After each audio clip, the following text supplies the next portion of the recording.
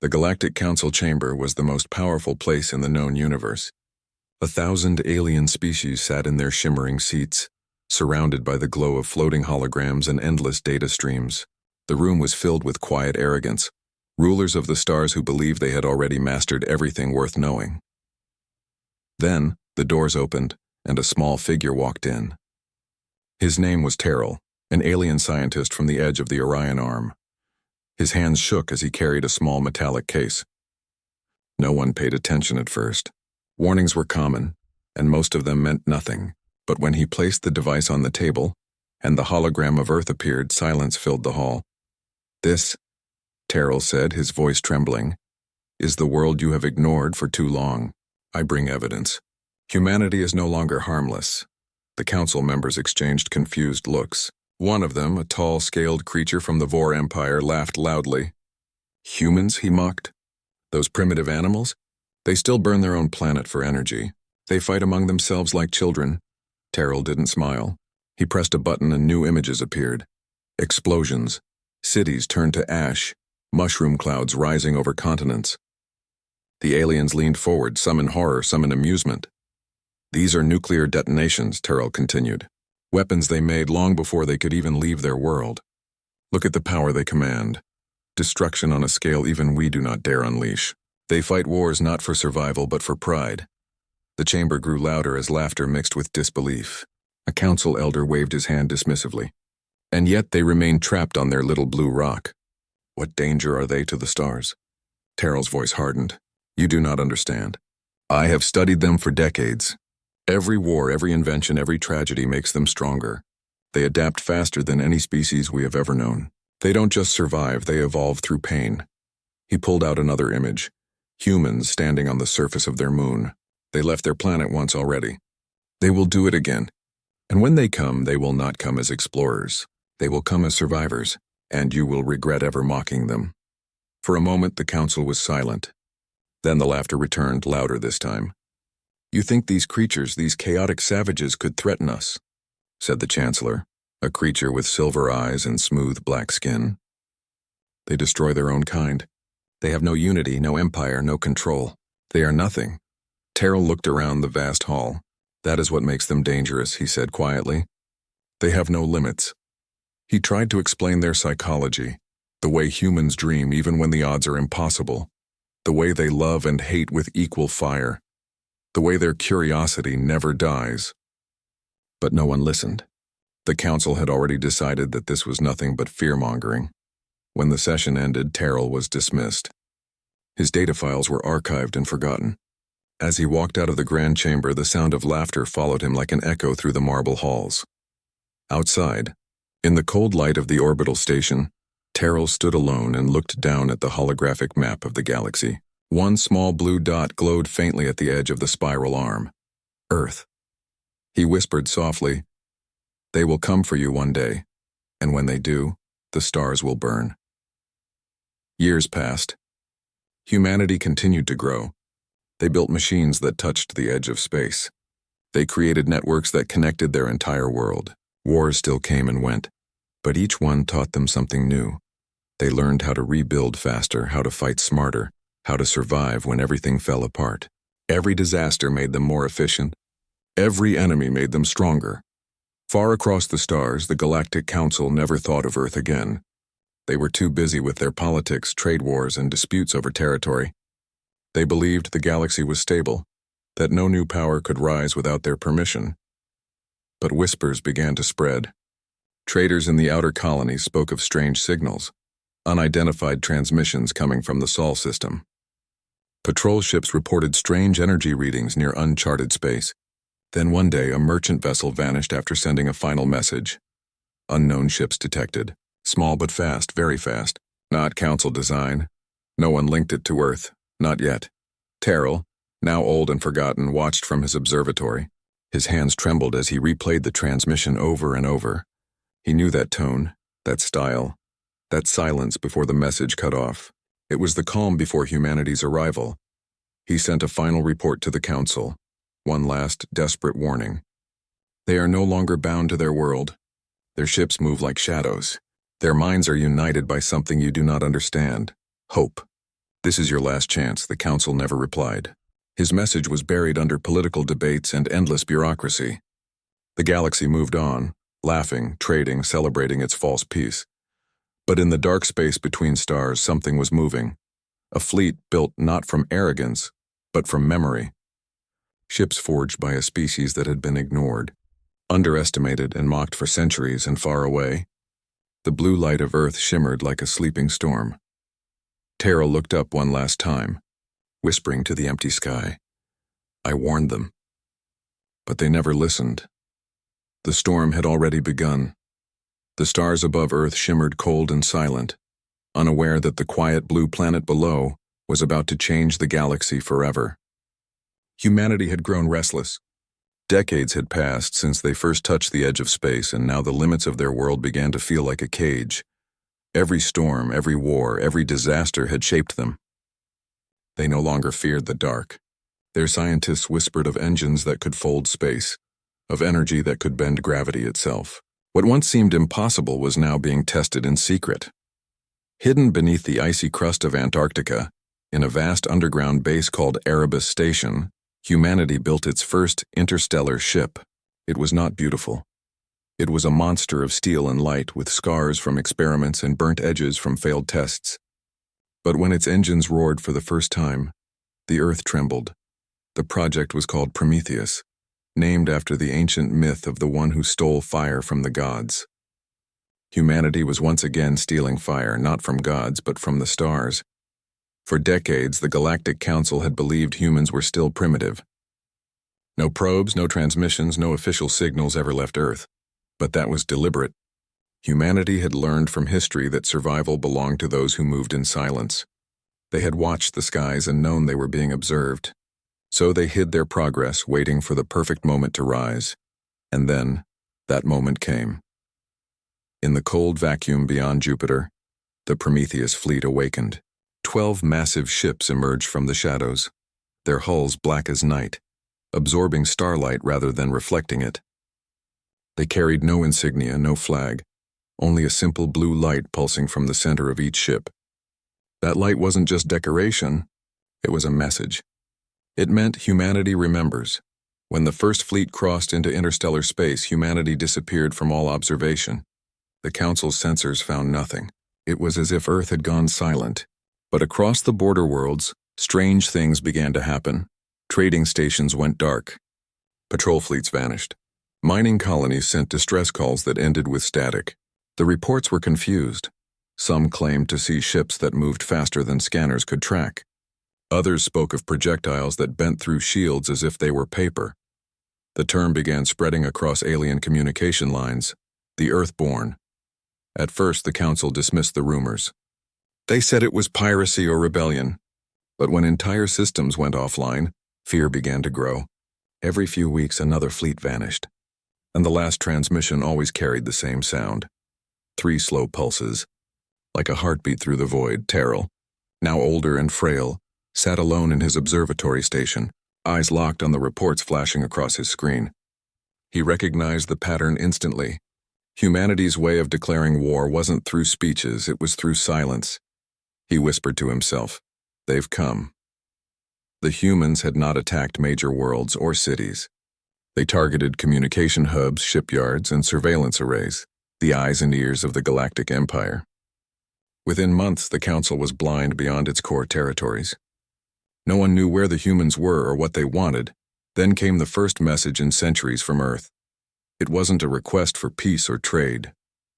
It was only a few words transmitted in every major galactic language. "You were warned. We remember your laughter." The Council panicked. Fleets were mobilized, alliances reformed, old enemies united in fear. Billions of soldiers prepared for a war they didn't understand. Yet even with all their might, they could not find the enemy. Humanity fought like ghosts, striking from nowhere, vanishing before retaliation. But Earth wasn't conquering. It was preparing. Each victory wasn't just destruction. It was information. They were learning the strengths and weaknesses of every alien race that once ignored them. Their intelligence network spread faster than light. Every captured ship was rebuilt, improved, and returned to the battlefield under human command. On Earth, nations no longer fought each other. They had become one under the United Earth Directorate, a government built not on borders but survival. Humanity's oldest wounds, war, greed, pride, had been turned into weapons of focus and unity. In orbit above the moon, the Council of Commanders met.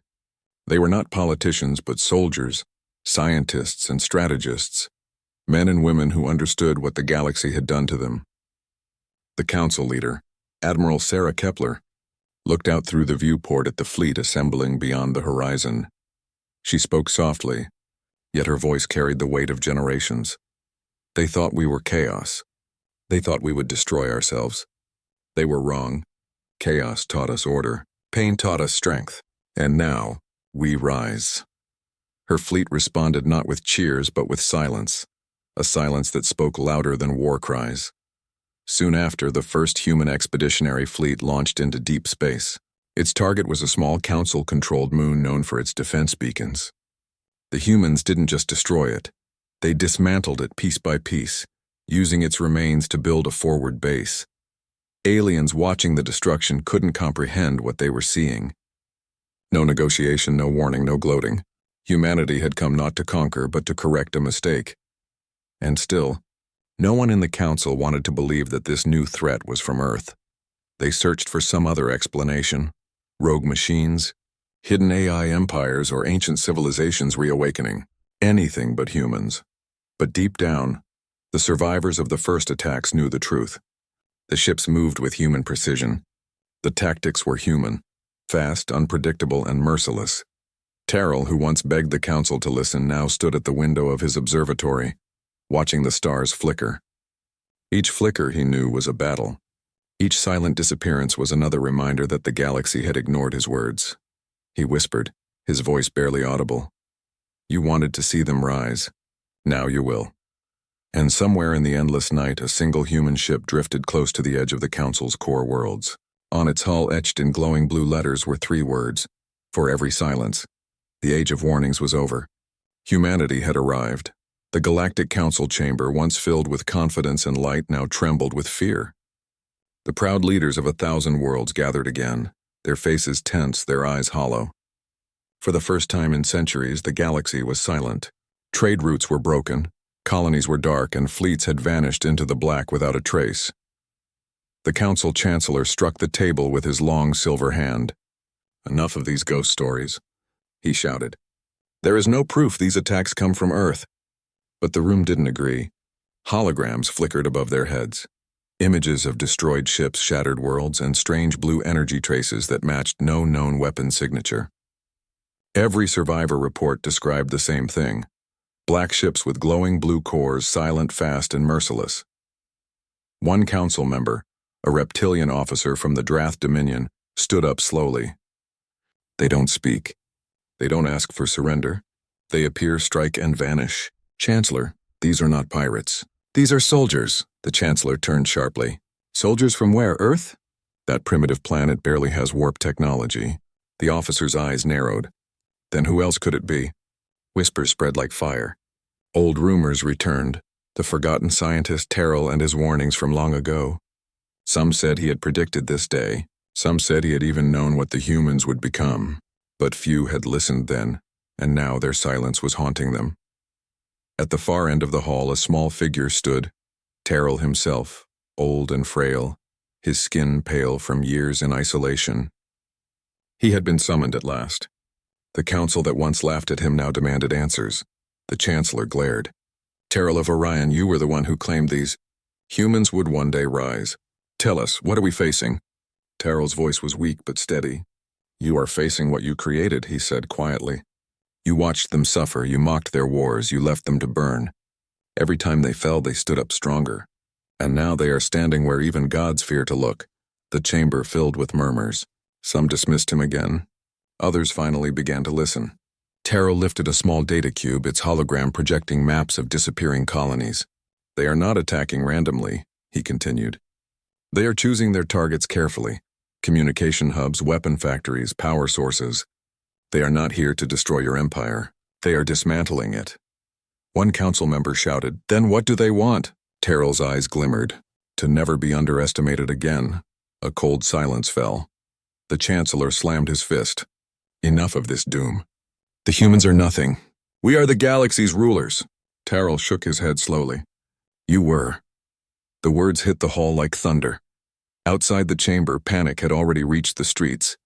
Refugee ships filled the skies of the capital world and rumors spread faster than light.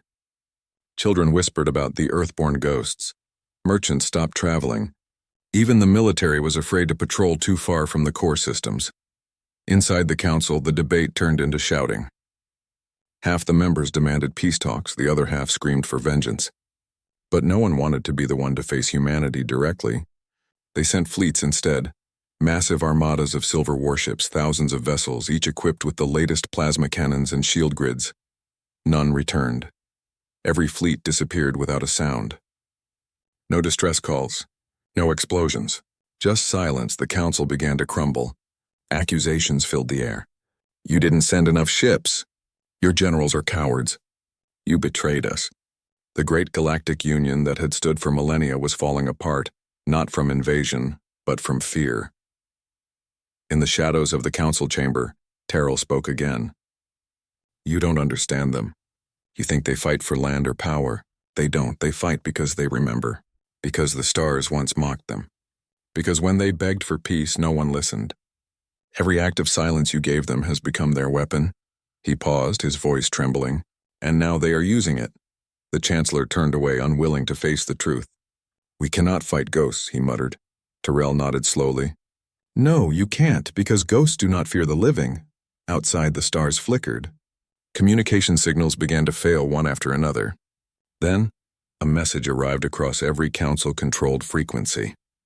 It wasn't a transmission in any alien language. It was in human English. We offered peace. You laughed.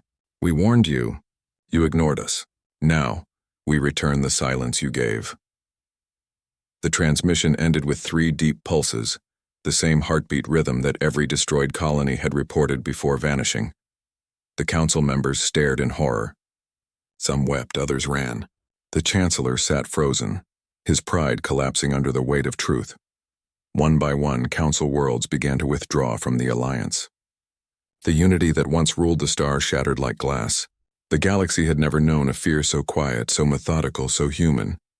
Meanwhile, far from their panic in the darkness between stars, the Earth fleet moved. Their ships glided through the void, cold and precise. They didn't speak. They didn't celebrate. They only observed. Every planet they passed, they recorded. Every station they destroyed, they marked. To them, this wasn't revenge. It was balance. Back in his observatory, Terrell watched the human fleet on his scanner, tears filling his eyes. I tried to tell them, he whispered. I tried to save them from this. His assistant, a young alien researcher, asked softly, Do you think they will stop? Terrell closed his eyes. No. Not until the stars remember who they are. At that moment, a bright light filled his screen. The image of the largest human warship ever seen, shaped like a spear of blue fire. Its name glowed in old Earth text across the hull, Justice. The light grew until it consumed the view. And then, the signal ended. The debate in the council had finally reached its conclusion, not with words, but with silence. The galaxy had never seen silence like this. No trade routes, no patrol signals, no music from the pleasure worlds. Even the stars seemed dimmer, as if the universe itself was holding its breath. The Galactic Council's pride was broken. Their fleets had vanished one by one, swallowed by the dark. And now something far worse was coming. The attack began on the fortress world of Eris Prime, a planet once believed to be untouchable. It was the jewel of the Council, surrounded by rings of defense stations, plasma cannons, and shield grids strong enough to block a sun's flare. Billions lived under its protection, believing themselves safe. But that night the sky turned blue. At first, people thought it was a natural storm. Then the blue light sharpened, not lightning, but engines. Thousands of human ships emerged from warp, black as shadow, their cores pulsing with the same cold glow. They didn't send warnings. They didn't demand surrender. They simply began. The first human strike hit the orbital cannons. Avaris's defense systems opened fire, but the beams passed harmlessly through holographic decoys. The real fleet appeared behind them, faster than their sensors could register. In seconds, the defense grid was gone. Admiral Sarah Kepler aboard the human flagship Justice stood at the command deck with calm eyes. The reflection of the burning sky shimmered in her pupils. "Do not target civilians," she ordered quietly. "We're not here for blood. We're here for memory." Her crew nodded in silence. Every human on board carried the same emotion, not rage but cold purpose. They remembered the Council's laughter, the mockery, the arrogance. They remembered being called primitive, unworthy of the stars. Now the same stars burned for them. Down on Avaris Prime, the Council's grand army scrambled to fight. Planetary fighters launched by the thousands, but their missiles exploded in the sky, intercepted by invisible shields. The human fleet moved like a single living organism, predicting every move, countering every strike. An alien general screamed over comms, "They're reading our systems." How is this possible? He didn't know that Earth's greatest weapon wasn't power. It was understanding. Humanity had studied alien communications for decades, decoding their tactics, learning their weaknesses, predicting their arrogance. Every mistake the Council ever made had become part of Earth's training. Within an hour, Avaris's atmosphere burned. The fortress cities crumbled, and the Council's emblem, a silver star, fell from its towers. But humanity didn't stay to occupy the planet. Once the defenses were gone, they left. They had made their point. The message was clear. The age of ignorance was over. On the surface of the ruined world, a lone alien commander lay in the dust, staring up at the burning sky. Through the smoke, he saw one human ship pause before leaving orbit. It sent one final transmission to every device on the planet. "You were warned." The transmission ended with 3 soft pulses, the heartbeat of Earth. Across the galaxy, panic erupted.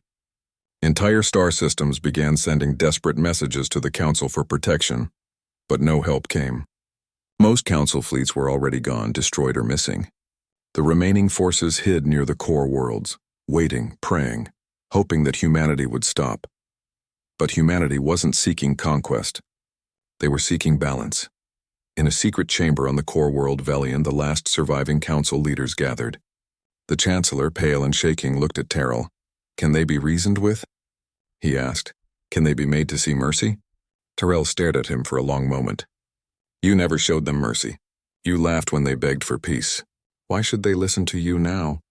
The Chancellor slammed his hand against the table. "Then what are we to do? Wait for death?" Terrell's voice softened.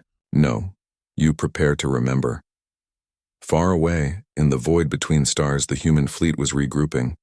Their ships surrounded a massive structure, a rotating ring of light, half machine, half living metal. It was Earth's newest creation, the ArcNet. It connected every human ship, every AI, every pilot into a single consciousness, the Unity Protocol. Admiral Kepler watched as the system came online. Her second-in-command whispered, "Ma'am, the Council is fractured. We could take everything, their worlds, their resources, their empire." Kepler shook her head. "And then we'd become them." Silence filled the bridge. The stars outside looked endless and cold. "Transmit our next target," she said finally. "But tell every fleet, we do not destroy worlds. We destroy fear." The next human campaign didn't aim for war planets. It struck media hubs, propaganda towers, and Council archives, everything the galaxy used to control history. Within weeks, every alien citizen knew the truth. Humanity was not a monster. It was the result of everyone else's cruelty. Millions across alien worlds began to question their leaders. Some even whispered that maybe humanity was right. Maybe the galaxy needed to fall before it could rise again. In one broadcast, a captured alien admiral stood before the cameras. "They fight not for revenge," he said, "but for remembrance. The humans, they carry pain like a torch. And in their fire, I saw something terrifying. I saw hope. That single message spread faster than any Council order could stop. And soon the rebellion against the old galactic order began. Not by humans, but by the species that once mocked them. Back on Earth, the oceans were calm. Cities glittered under the night sky, and children grew up learning not about hate, but about survival. For the first time in human history, all nations stood as one. From her window aboard Justice, Admiral Kepler looked toward the distant stars. Her voice was barely a whisper. "They called us monsters. Maybe we were. But monsters don't rebuild. Humans do. Behind her, the AI core pulsed softly, echoing her heartbeat. Command input, it asked. She smiled faintly. No, let them think. Let them fear the silence. The ship turned slowly, engines igniting like the wings of an angel forged in steel. The humans left Avaris behind, a reminder carved into the stars. And on the ruins of the Council's most powerful world, the survivors found one final message burned into stone near the planet's capital. It wasn't written in any alien script. It was human, old and simple. We warned you, we waited. Now you will remember. The first retaliation was over, but the galaxy's judgment had only begun. The war was over, or so the Council hoped. Their strongest fortress, Avaris Prime, was gone. Their fleets had been erased, their pride shattered. For the first time in 10,000 years, the galaxy had no master.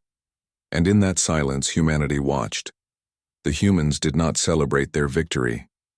There were no parades, no songs, no speeches of glory. Their ships floated in the void like silent shadows, drifting through the ruins they had created. Each pilot, each soldier knew that vengeance was only the beginning.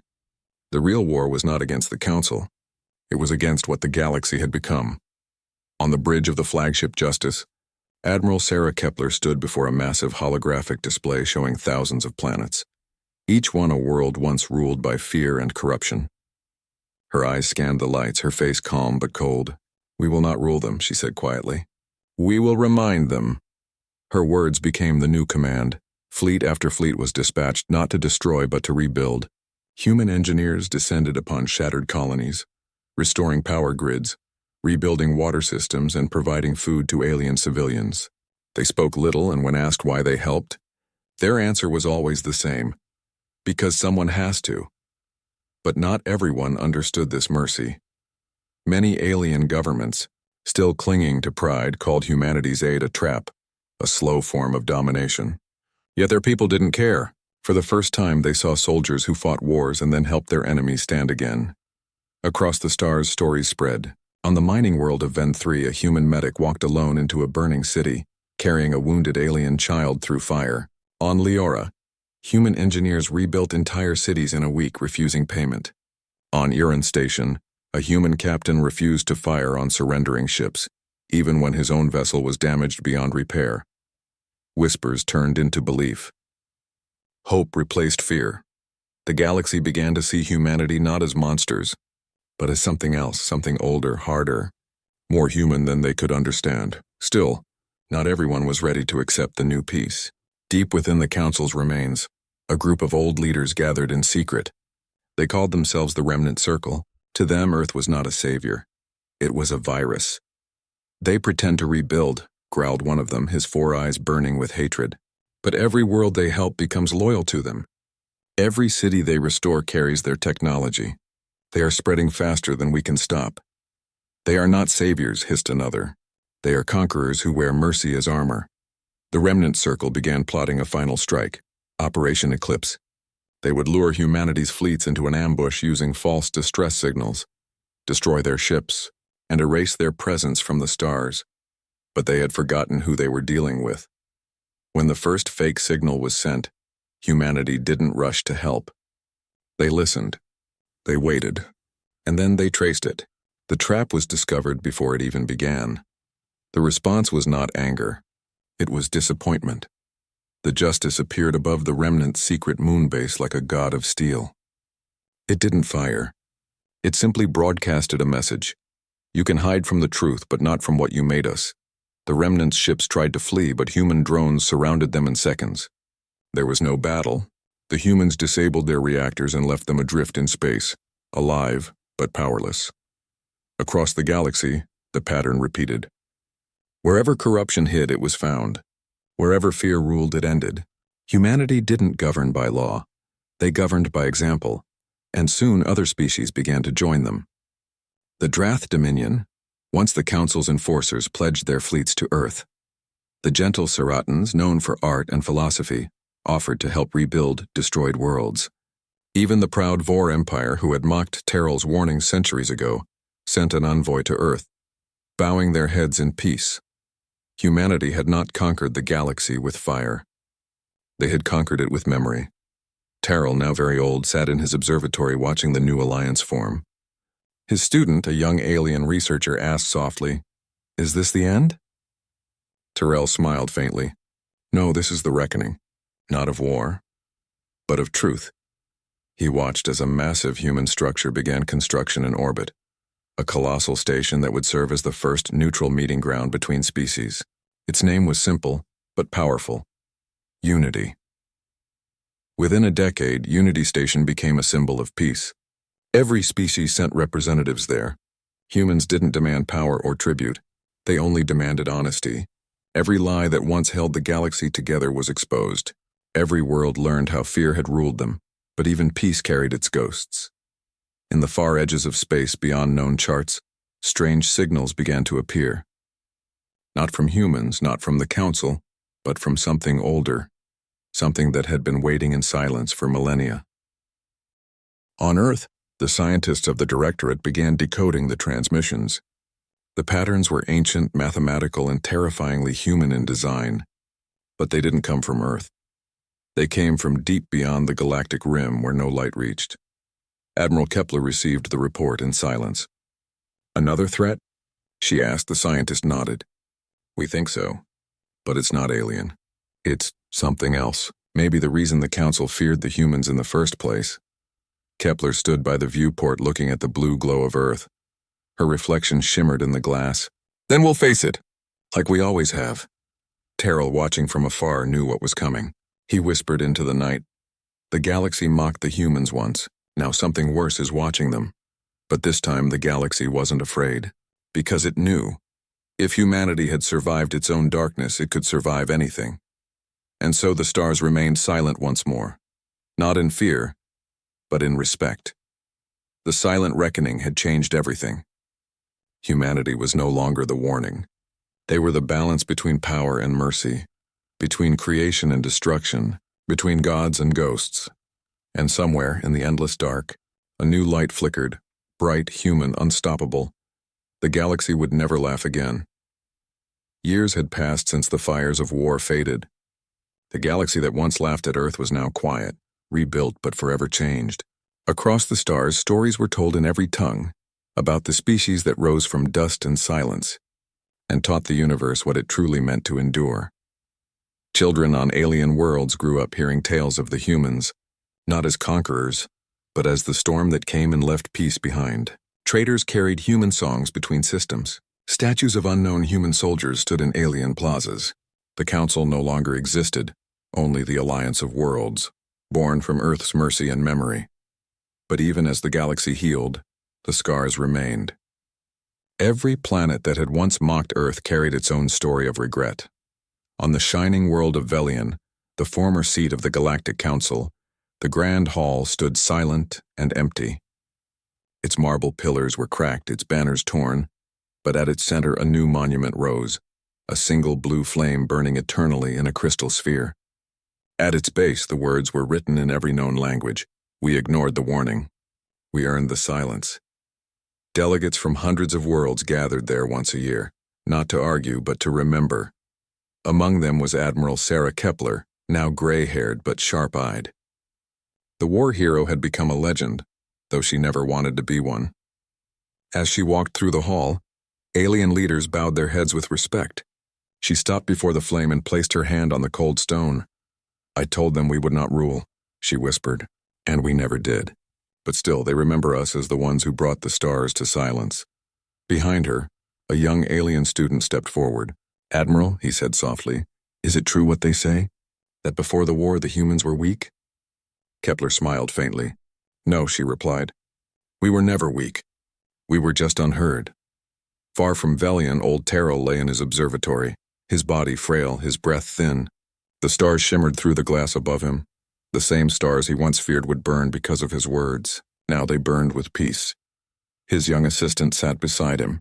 "Master, humanity has rebuilt everything. Why do you still look worried?"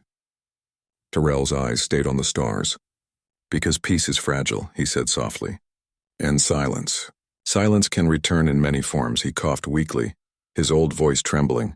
"But tell me, do they still speak of me?" The assistant nodded. "They do. The humans even built a statue of you on Earth. They say you were the only one who warned them about themselves." Terrell smiled faintly. "Then maybe they learned." His eyes closed. "Maybe we all did."